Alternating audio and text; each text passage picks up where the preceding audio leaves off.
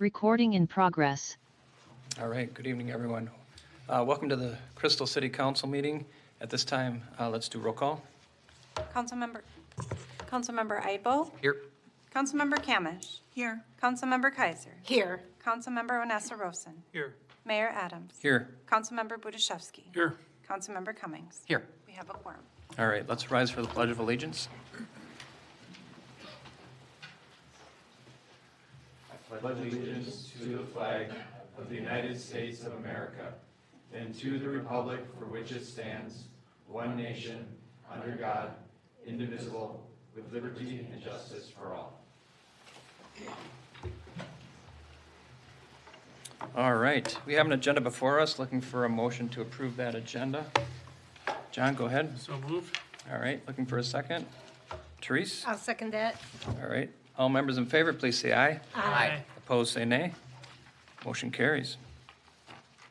First item on the agenda is the Black History Proclamation for February 2024. I'll read that into the record at this time. Proclamation Black History Month, February 2024. Whereas the City of Crystal is committed to recognize and honoring all members of our community. And one of the city's priorities is Crystal to be a city in which all feel welcome. And whereas across the United States, this February, millions of Americans are joined together to celebrate the accomplishments and lasting impacts of our country's Black leaders, citizens, and people. And whereas in the month-long national celebration, we applaud contributions of the Black community to build lasting change for generations to come. And whereas the City of Crystal's recent establishment of the Inclusion and Diversity Commission will help further goals of identifying ways to eliminate barriers and promote safe, welcoming, inclusive, and diverse community. And whereas the City Council invites all members of the community to commit to understanding justice, freedom, and equality for all. Now, therefore, I, Jim Adams, Mayor of Crystal, do hereby proclaim February 2024 as Black History Month in the City of Crystal, dated the 6th day of February 2024. All right. Next, we have our Police Chief Revering here for a special appearance. So, welcome, Chief. Thank you, Mr. Mayor, members of the council. Special that is because I'm not before you asking for anything, and I think you appreciate me because of that. So I am going to ask Officer Butterfield to come forward. It is my honor tonight to introduce you to Officer Josh Butterfield, who as of January 3rd has shed the rookie title from his name and has completed his probationary period and is now a permanent Crystal Police Officer. As you know, candidates who are hired as Crystal Police Officers endure a rigorous process prior to being given the opportunity to wear our uniform. Candidates complete an application, go through 2 interview panels, participate in an interview with myself, the Deputy Chief, the City Manager, conduct an extensive background investigation, a full psychological screening, a physical screening, a physical agility testing before being offered a position. After they are hired, they complete 2 weeks of administrative and initial training, are given the oath of office by the mayor, and complete 3 months of individualized field training. After successfully completing field training, they are approved for solo patrol and are assigned a shift for the remainder of their first year. Once they've successfully completed their probationary year, I approve them for permanent status, which is the benchmark we celebrate with Officer Butterfield and his family and friends tonight. Josh was born and raised in Crystal and graduated from Cooper High School in 2019. As a kid, Josh enjoyed sports, especially baseball at the Crystal Little League fields. In high school, he worked at our Arby's and the former Pizza Ranch. He was also very active as an explorer with the Hennepin County Sheriff's Office for 7 years. Josh, who speaks fluent Spanish, says he came to the Crystal Police Department because he wants to give back and serve the community he grew up in, and to serve with a police agency that is as reputable as Crystal. I did not pay him to say that. Sure you know that, right? There were no bribes, Josh. Okay. Prior to coming to us, he spent time as a security officer with the Mall of America and 2 years as a community service officer with Eden Prairie Police Department. Both of these organizations spoke very highly of Josh and his work.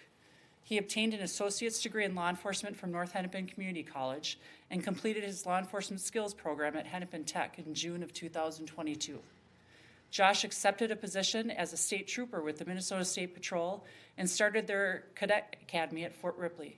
After a few weeks at the academy, he realized being a state trooper wasn't for him, and he wanted to work in a local police agency. The State Patrol's loss was most definitely our gain.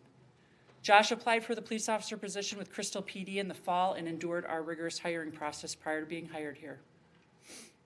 During his first year at Crystal PD, Josh has proven himself to be a driven and hardworking individual that takes great pride in his work. He has a passion for making our streets safer through aggressive DWI enforcement. Josh is called upon very often, like almost weekly, by his partners and many of our neighboring agencies to use his skills to communicate and translate with our Spanish-speaking community. This skill has been a tremendous benefit in his work.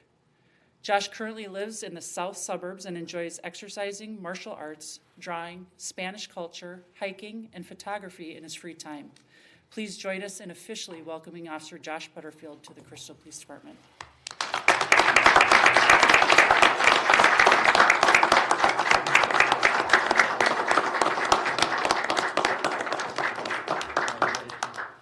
Congratulations. Welcome aboard. Congratulations.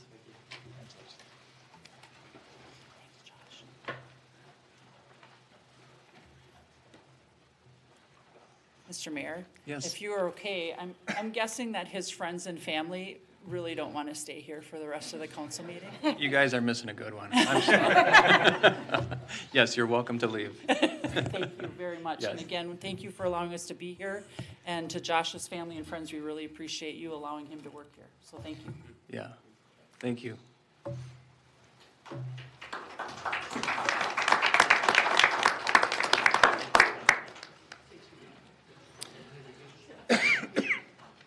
Absolutely love the support, having all the other officers come in. That's really cool. That is very cool. Just want to say 2019. That's what I was like, oh, maybe I went to maybe I went to school with them, and I was like, no. It's food in their refrigerator. Don't do that. All right, Okay, maybe not. we should be used to this. Consent agenda, I'll read that into the record at this time. But generally non-controversial items that we put on here. If there's something that needs to be talked about, we pull it from the agenda. First item is approval of the minutes from the following meetings. Council work session, January 2nd. Council meeting, also from that same date. Approval of the list of license applications submitted by the city clerk to the city council. That is on file in the city clerk's office. Adoption of a resolution accepting donations. We had some donations come to the police department, which was very unusual, and we're really grateful for that. Adoption of a resolution applying city manager Adam Bell as the Crystal representative to the Joint Water Commission for a term that expires in January 31st, 2027. Adoption of a resolution reappointing Randy Bergstrom as the Crystal alternative representative to the Shingle Creek Watershed Management Commission for a term that expires January 31st, 2027. Adoption of a resolution approving a new premise permit for lawful gambling at Buffalo Wild Wings. That's at 5590 West Broadway, and that is submitted by the West Metro Fire Rescue Relief Association. Adoption of a resolution designating a municipal advisor. Adoption of a resolution establishing an absentee ballot board for 2024 elections, and adoption of resolution appointing election judges for 2024, and then a resolution approving the 2024 council rules.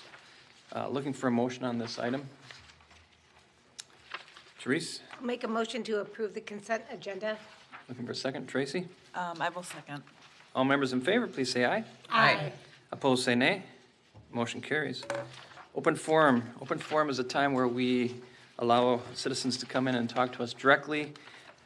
We allow 3 minutes per person, 10 minutes per topic, and by rule, no action may be taken on an item brought before us during open forum.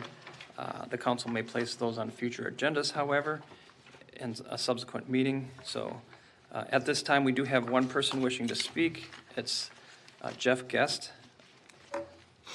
Just introduce yourself, give us your street address, make sure you're talking directly into the microphone so all can hear at home as well. And there you go. Thank you. Jeff Guest, GWST, 2928 Louisiana Avenue North. Mr. Mayor, City Council members, and city staff, good evening and Happy New Year to everybody. First, thank you for providing citizens the opportunity to share items of concern during the open forum period of the council meeting. As you recall, residents that owned property on Louisiana Avenue North were invited to the September 19th, 2023 council work session to provide feedback regarding the 2024 utility reconstruction project that included the sidewalk and parking. There were 5 residences represented that evening that provided feedback to the council. In addition, residents also voiced concerns regarding the traffic volume, excessive speed, and overall traffic safety on Louisiana Avenue from Medicine Lake Road down to 32nd. As the council knows, prior to that council work session, residents had expressed these same safety concerns to the former Public Works Director, City Engineer Mark Ray, 2 city council members, and the police department. We stand before you this evening, collectively, with feelings of frustration and disappointment. Unfortunately, residents haven't observed the increased police presence that was promised by Councilmember John that evening. A public data request from the Hennepin County Sheriff's Office regarding traffic stops made specifically by the Crystal Police Department during September 20th of 23 to November 16th was made, and the data received appears to corroborate our observations made, and the data is available. I want to share 2 specific personal incidents that occurred just over a week apart in our particular instance on the same roadway, both while preparing to enter our own driveway to kind of reinforce the aggressive driving behavior on the pavement. One incident occurred on December 28th while traveling southbound on Louisiana, 2-lane road, double yellow center line. With our vehicle, my wife and I were in a vehicle, with our vehicle's left turn signal activated. So we're preparing to make a left-hand turn into our own driveway. A tailgating SUV drove over the solid double yellow line, wasn't even in the northbound traffic lane. It was in the shoulder, the northbound shoulder. As we were preparing to make a route, we were almost sideswiped on the driver's side. If I hadn't jerked the wheel, we probably would have gotten hit. The vehicle probably would have ended up in our neighbor's front yard, hitting a tree or hitting our landscaping. The second one on January 5th of this year while traveling southbound again, with our vehicle's left turn signal activated to enter our own driveway again, another tailgating vehicle, passenger vehicle, almost rear-ended me as I slowed down to get into my own driveway. According to the September 19th council work session minutes, the mayor, all city council members, the city manager, assistant city manager, and the public works director were present in this room, and the police chief was present via Zoom. In other words, all city leadership were present, and since that evening, concerned residents have received 0 follow-up, a lack of police presence, 0 emails, 0 phone calls, 0 knocks on our doors. We understand, by rule, no action item brought before the council during this open forum can be acted upon. However, we're looking for answers, solutions, not excuses. What is it going to take for action to be taken from the city on actual property damage, crash, or worse? 3 final items. Michael Shipka, residing at 2940 Louisiana, attended that same council work session. He was unable to attend this evening. However, he wanted the council to hear that he, and I quote him, does support better traffic enforcement on Louisiana, unquote. And another homeowner, husband and wife, that reside at 2748 Louisiana, Steve and Kim Klukas, who were not at the previous work session and who were not able to attend this event tonight, wanted the council also to know that speeding is a safety concern on Louisiana and their desire for more police presence and enforcement. So lastly, in accordance with the Crystal City Council Rules, Section 3.3, recording, all work sessions shall be recorded and the recording shall be retained on the city's website for a period of 2 years. However, in preparation for tonight's meeting, I wasn't able to locate that September 19th work session audio anywhere on the website. So that's just an FYI. There's all kinds of other dates on there, but not that one. So in closing, I just want to say thank you for your time, attention, and look forward to solving our safety concerns expeditiously. Thank you. Thanks, Jeff. Let's put that on a constituent issue update and keep it on there for a period of time so we can get continuous updates on that. And also, we're obviously going to do follow-up on that recording. All right. Anybody else wishing to speak during open forum? You're welcome to come forward. What I'd like to have you do after you speak is to fill out one of these forms for us. Or have you? You have. Excellent.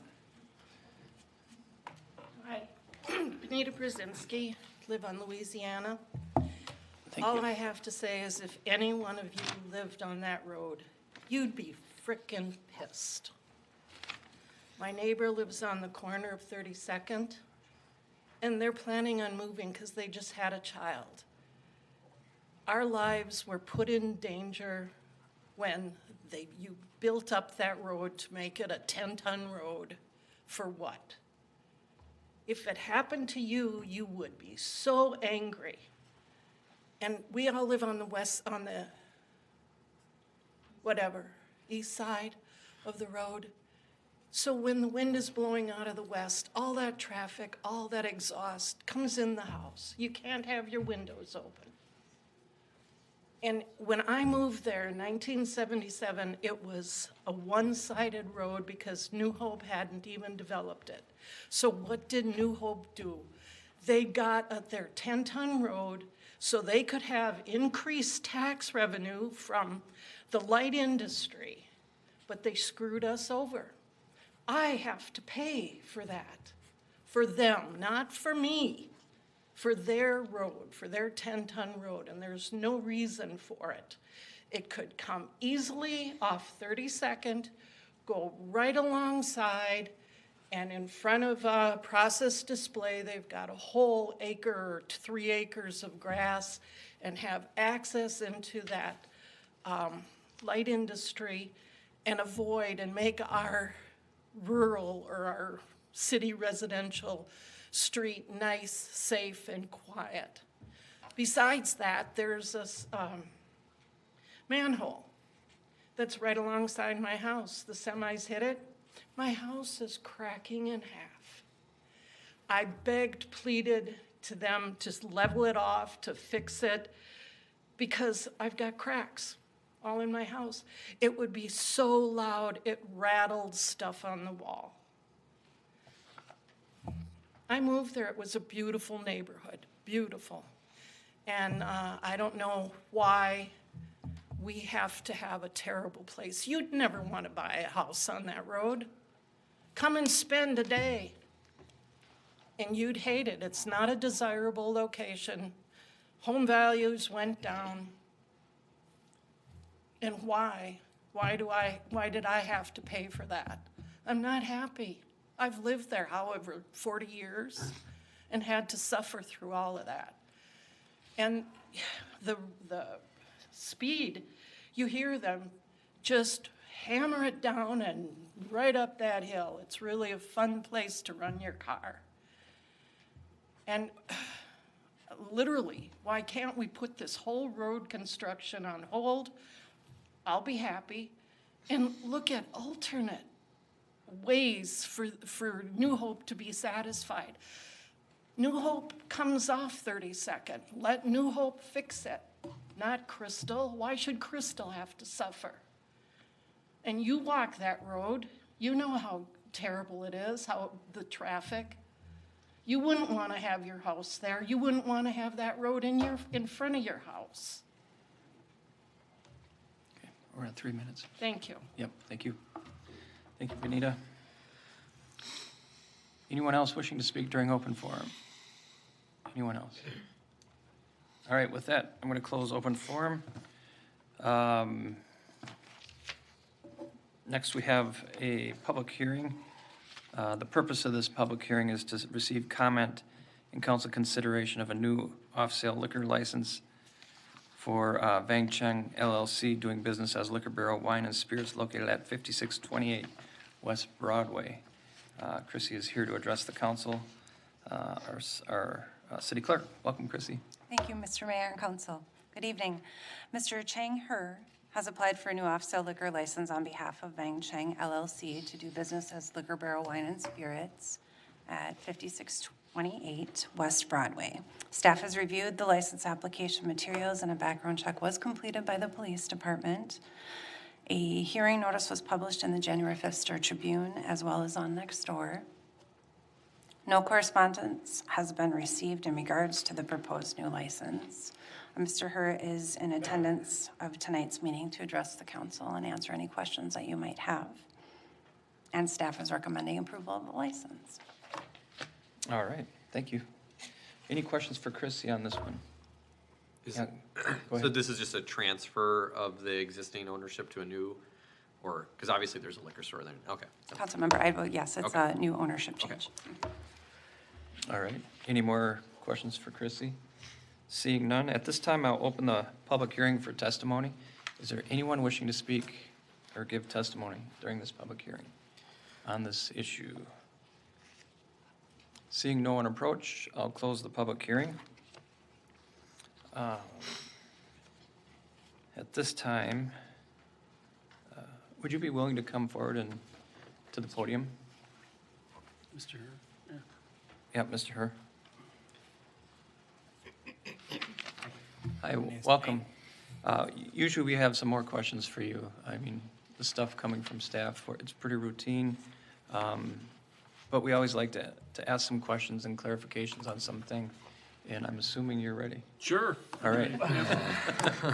Hi, welcome. My first question is basically I'd like to hear a little bit about your experience working in the liquor industry, and if you've ever had the, what have you done in the past in terms of liquor sales and also prevention of sales to minors. This is my first time do a business for a liquor store. For experience, I do cashier and auto part. So basically, it's kind of sell same thing, but it's different for like legal and not legal for age different, you know. So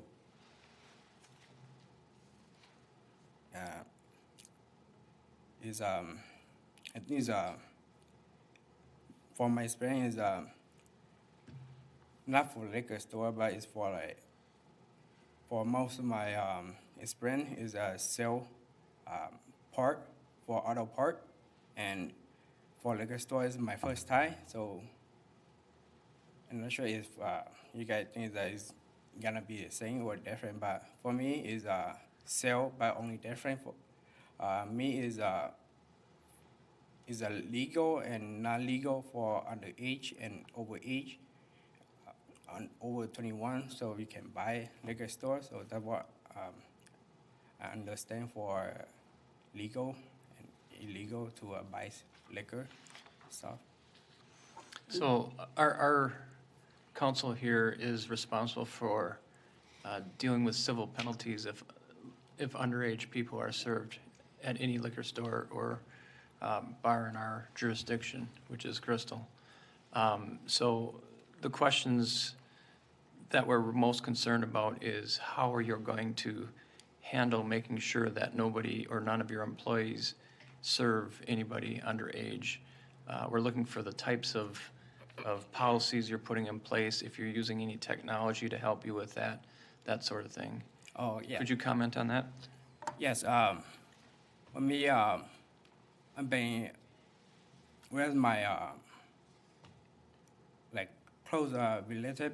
They got liquor store too, and been seeing them how they do business and how they handle underage by liquor store, by liquor or beer.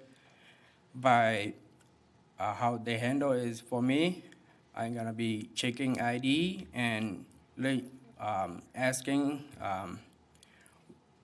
what the ID and check what the age is. And for me, I plan to have a checking ID and is fake ID or not, so I can know is underage or overage by the system that I'm gonna be provide to check ID and look at as a person.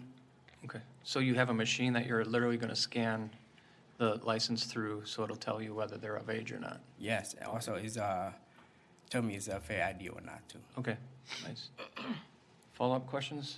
I think that's good. I think that is, I have a follow-up question. I saw here you're applying for a tobacco license, but I don't think, not applying for a THC license? Councilmember Idebo, that's correct. In the future, do you plan on selling any marijuana or THC-derived products as well, or is this just tobacco and alcohol? For now is tobacco, only just the regular tobacco and not other thing. My main goal is focus on the liquor instead of tobacco. But since the PN owner have tobacco already, so I just take over and follow what he have. Sounds good. I know that we've had issues before where liquor stores sometimes carry THC items, even though they aren't licensed, and I just want to make sure you're aware that if you have THC seltzers or other products, that you have to be licensed for that here in the city for right now, as well. All right. Any other questions? Seeing none. Thank you, Mr. Herr. All right, thank you. Yeah.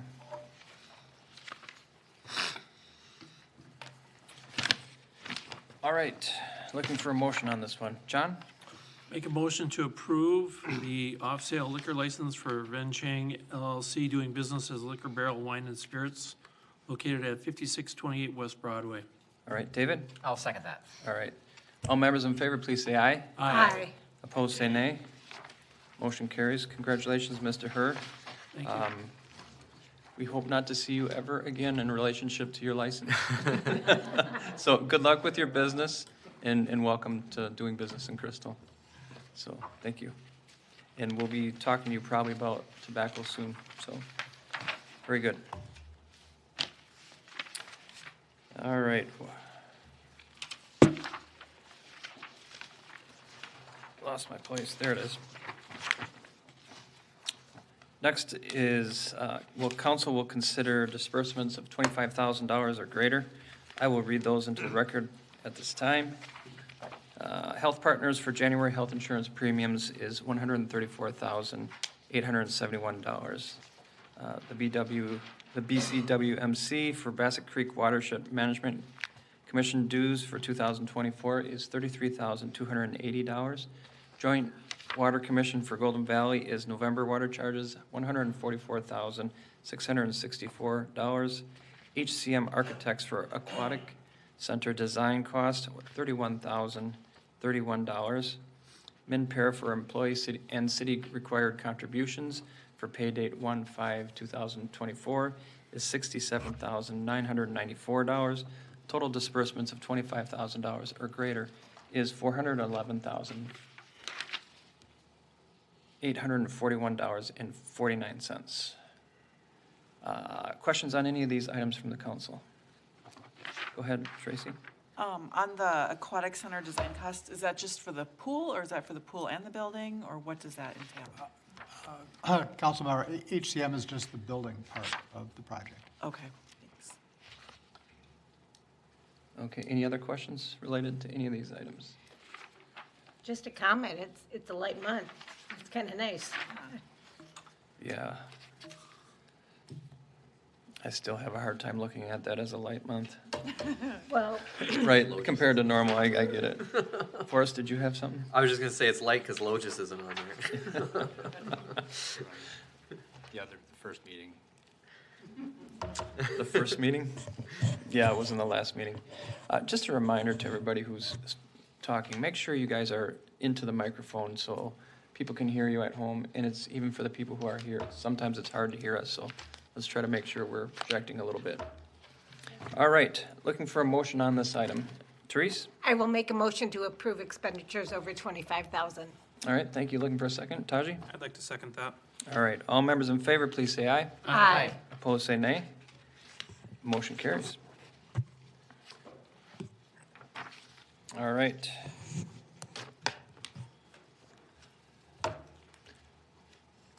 It says police chief. Did you get? Not that I know of. Not that you know of. She's sending the B squad in. All right, our deputy chief is here, Ryan Hubbard, to address the council. And this is in relationship to Tubman for the domestic assault advocate services. Welcome, Brian. Thank you. Good evening, Mayor and Council. Before you is requesting approval for continuing with our association with Tubman Services for Domestic Violence Advocacy. As you know, for the last many years, we've kind of led the way in trying to be front-loaded on our advocacy services. Last year, we made a change and began working with Tubman because they offer a more comprehensive set of services than what we have previously had from our other vendor. A couple months ago, Jen Dickinson was here to tell you a little bit about what they do. As a reminder, we work with Tubman for follow-up when we get calls of domestics, not just physical domestics, could be verbal domestics. They do advocacy for us. They do legal assistance for victims, safety planning for them, shelter services available if there is immediate crisis situations that they need to get housing. And so the contract with Tubman is the same amount as last year. They haven't raised their rate for us this year. So the request is for approval of $57,500 for this year's contract. All right. Thank you, Brian. Are there any questions for Deputy Chief? Go ahead, Forrest. How was the year with Tubman? Do you feel like they are as better than the previous as you expected, and services are working well? We had been working with the previous organization for a number of years, so just the natural us getting to know them getting to know us certainly took a little bit of time, but certainly the comprehensiveness of what they provide to community members and to victims definitely is an upgrade. And I think now that we're in a good routine with them, it's certainly been a move up in services. Awesome. Great to see they didn't raise the price too. All right. No further questions. Looking for a motion. John. Make a motion to approve the contract with Tubman for domestic assault advocacy services. All right. Looking for a second. Tracy. I will second that. All right. All members in favor, please say aye. Aye. Aye. Opposed, say nay. Motion carries. Thank you. Yeah, thank you.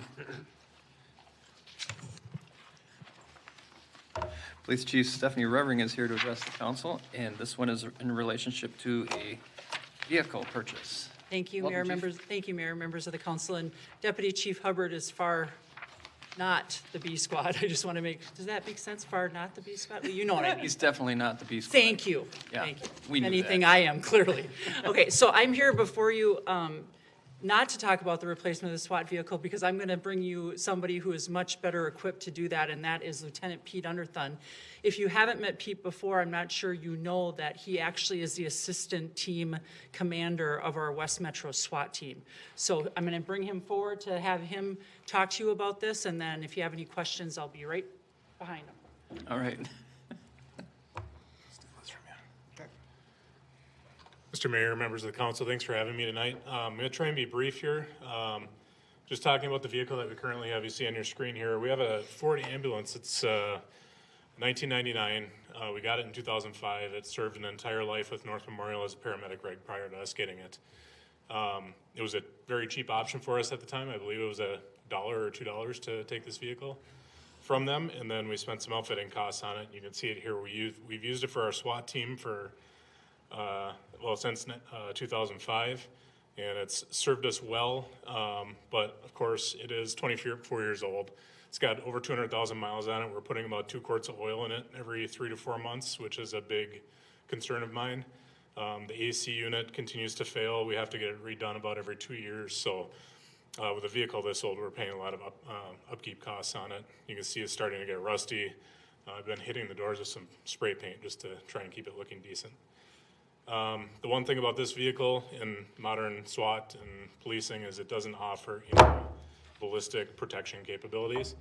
So some of you were here a couple of years ago and I talked about the transition from no-knock search warrants and remember some things in the media and how we're taking a knock and announce approach, and the legislature has changed some things recently to make the no-knock warrant a little more restrictive.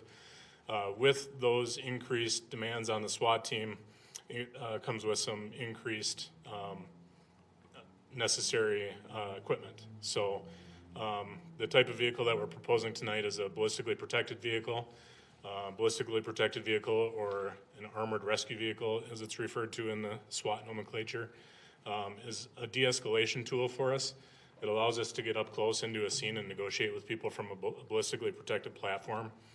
A study from the National Tactical Officer Association actually says the presence of a ballistically protected vehicle with the SWAT operators inside actually reduces the necessity of the use of lethal force. So this is the vehicle that we're proposing here. It looks kind of like an Amazon delivery van. It's a Sprinter.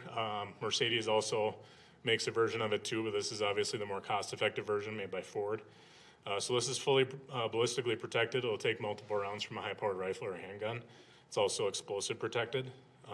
This will allow our SWAT operators, our mobile field force staff, and even our patrol officers to go into a deadly force type of situation and remain ballistically protected and allow them a negotiation platform, something that they can sit inside of and de-escalate rather than have to return fire. So we're talking about de-escalation, give us the time and the protection to be able to negotiate peaceful solutions to a lethal situation.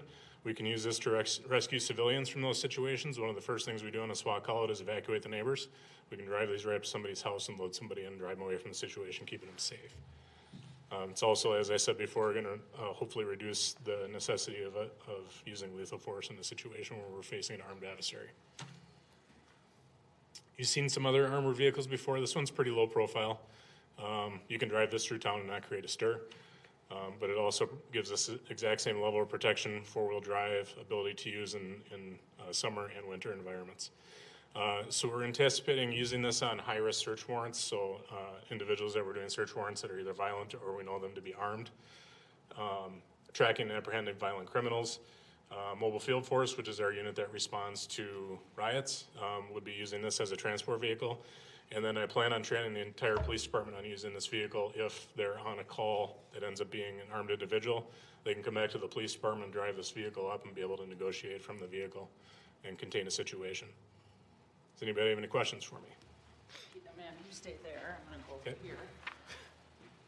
So, as you can see in your packet, we are asking for you to approve a resolution for $175,000 for this vehicle that will come out of our PERF, Police Equipment Revolving Fund, which is the long-term plan that was approved for this year.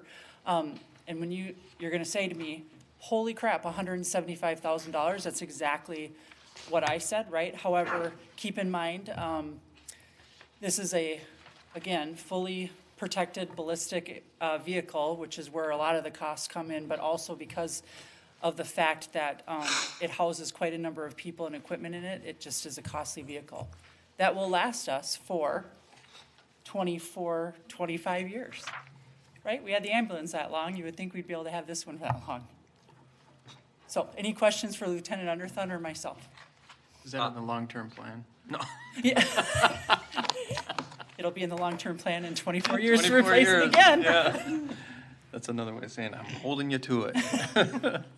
Any other questions? Go ahead, Forrest. So, you said this is, for the West Metro SWAT team. What cities does that encompass? So right now it's New Hope, Crystal, and Robbinsdale. Okay, and is it a requirement of that each city has their own vehicle like this, or what's the sharing, and explain that a little bit to me, please? So the Joint Powers Agreement doesn't have any requirements on who has a vehicle, but the Crystal Police Department needs to have a vehicle that can get all of our equipment and our officers to a scene. West Metro SWAT, the other two agencies, Robbinsdale and New Hope has a vehicle. Actually, New Hope has two vehicles now because they've got a transport van like this, but it's not ballistically protected. And Robbinsdale has a Humvee. So each entity has their own vehicle. A couple of things about those vehicles that they have already. They are from the LESO program or the 1033 program, which you've all heard of. Those vehicles specifically in a executive order last year became more restricted from the U.S. government to use. So we can only bring those to scenes now where there's active fire and armed standoff. A vehicle of our own that we bought on our own doesn't have those type of restrictions. So if the investigative unit wants to hop in the van and go execute a search warrant, you know, they've got basically a delivery van that they're pulling up to the front. It's not as imposing. We can hop out of it, and if things do go bad, we've got something we can hop back into and stay inside of ballistically protected. So this is looked at as an option not only for the Crystal contingent of the SWAT team to fulfill our needs, but also giving us another option in case things were to change politically with those other vehicles. So the 3 other vehicles, they're all those restricted, you know. LESO vehicles? Yeah, yes. yeah. Okay, so this would be the only. Because of that, do you foresee this vehicle being used, sorry for not talking, being used a lot more by our neighboring cities as well? I'm just thinking about, you know, us spending this amount of money for something that's going to ultimately be used quite a bit by our surrounding cities, and that kind of thinking about it from a budgetary standpoint. I anticipate us using this vehicle a lot more than the other 2 vehicles, which would be a Humvee and that large, it's called an MRAP that you've seen. We can run this down an alley. We can't take some of those vehicles down an alley. We can drive it around town and remain much more low-key, not alarming people. You know, we use the ambulance right now to transport kids back and forth from Target to the community center. We're doing Shop with a Cop. This vehicle will fulfill that need, can pack more kids in it. I foresee a lot more usage of this vehicle than the other 2 vehicles from the other 2 cities. And as far as like a mutual aid type of thing, if a neighboring agency gets into an incident, any one of our officers, if they're asked to respond, can grab this vehicle and be on scene within 5 minutes. And if we merge police departments, Councilmember Ibil, they could use it all the time. Right? Well, I guess I'm just to really put a point on my line of questioning is, we're spending $175,000.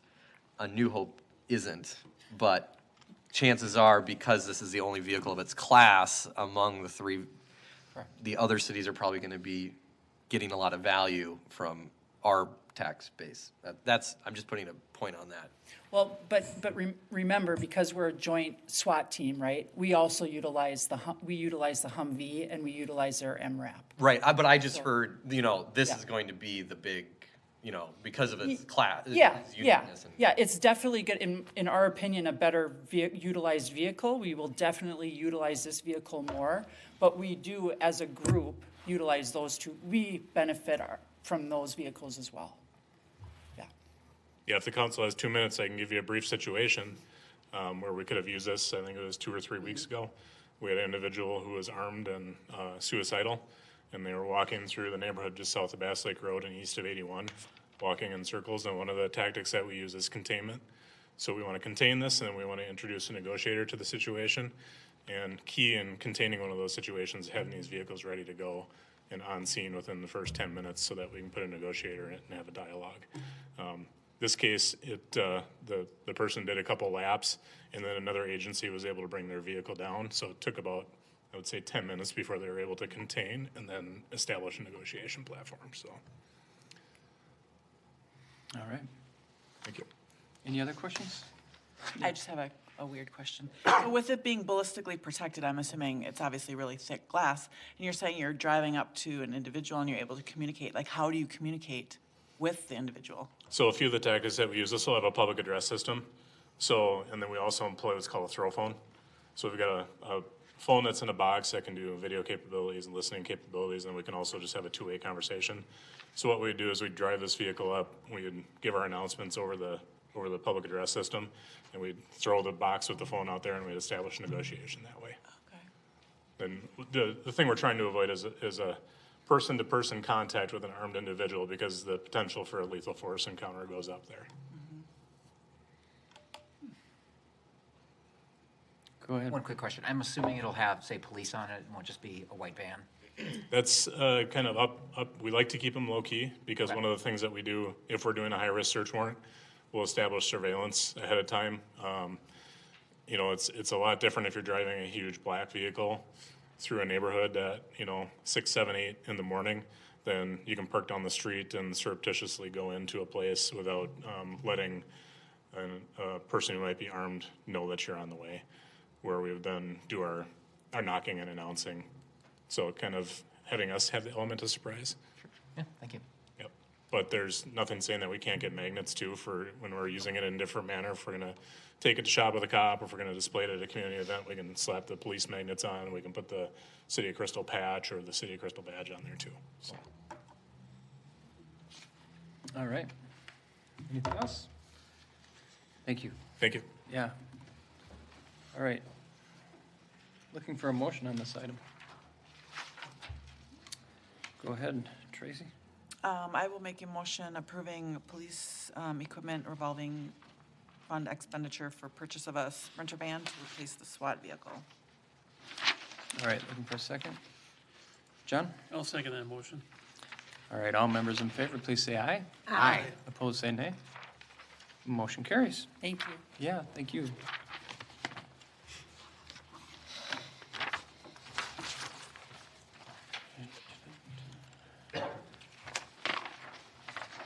All right, next we have our Recreation Director, John Elholm, here to address the construction management services for the Crystal Cove Aquatic Center. So, welcome, John. Well, good evening, Mr. Mayor, council members. As you mentioned, I'm here tonight to talk about construction manager for the Crystal Cove Aquatic Center.